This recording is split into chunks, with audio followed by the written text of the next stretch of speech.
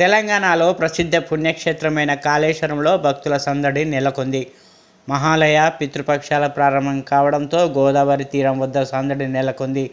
త్రివేణి సంగమంలో భక్తులు పుణ్యస్నానాలు ఆచరించారు. పితృదేవతలకు పిండ ప్రదానం, తర్పణలు, బ్రాహ్మణులకు దానాలు చేస్తున్నారు. గురువారం త్రివేణి సంగమం వద్ద భక్తులతో కోలాహలంగా మారింది.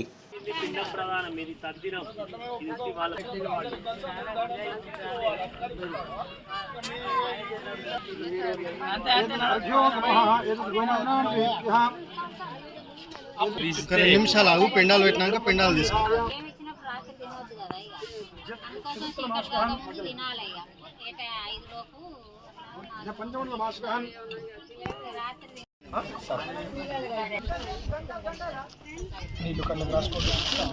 ఆచమ్య ప్రాణానాయమ్య ఓం నేత్రాచమ్యం కేశం కవర్ పడే